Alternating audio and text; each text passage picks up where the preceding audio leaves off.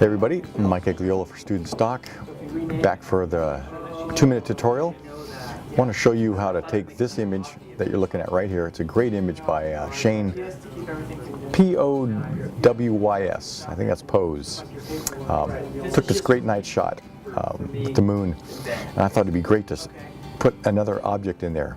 But the point today is to show you folks how to take an image that does not have the same lighting and put it in here. I want to put a boat in here, and I'll show you that boat. It's right here. Now you can see the lighting.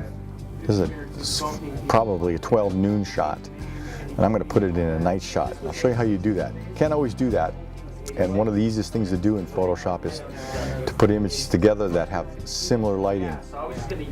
The background you hear right now is StudentStock.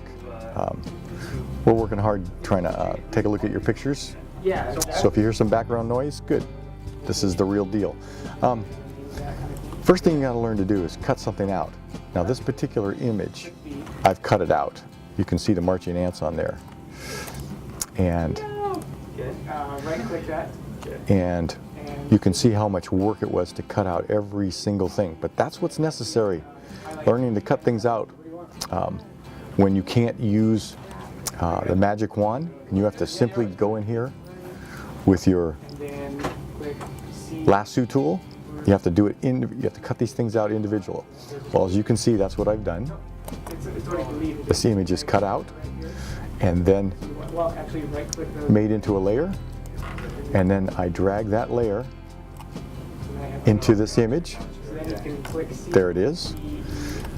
Now I'm going to size it, and I think this would look nice to be done in the back, kind of small, and this is kind of fun to look at.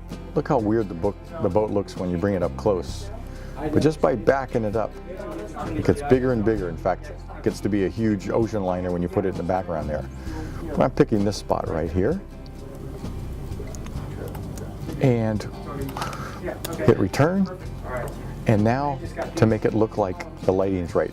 And since this is backlit, all I have to do is go up to image.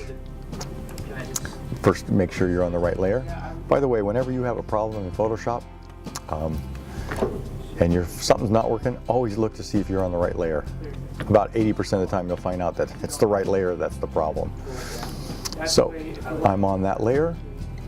I go to image adjust, and I'm going to drop the color out as much as I can. But I don't want to lose all of it, so I'll do this a couple times. Click OK, and notice how I just keep going back and doing it until it looks like I like. Now there's other ways to do this, just like everything in Photoshop, but I wanted to keep a little bit of color in there. I'll just do it one more time. Drop the contrast down, make it a little bit darker. So here's what I did when I was finished with it. Right here it is. You can see how dark I made that particular one. Now to make it really look like it belongs there, let's zoom in so you can see. But to make this really work, I've taken this image and I duplicated it. So here's that image duplicated. So now there's two of them. I'm going to rotate it, and because what I'm doing is I'm going to make a shadow out of this, or shadow and a reflection. So I'm fitting it in there right where it belongs. Say OK. I would darken that also until it had this look right here. The last thing I would do when I got to this upside down image is I would use opacity in my layers palette. See it right there? There it is, full opacity. There it is, no opacity. I picked, looks like 37, and now I have an image, double image. I had a great image without a boat, and now I've got one with one. Kind of fun thing to do, looking at lighting. Sometimes you can make an object fit in an image that doesn't have the same lighting. Hope this helps. Let us know.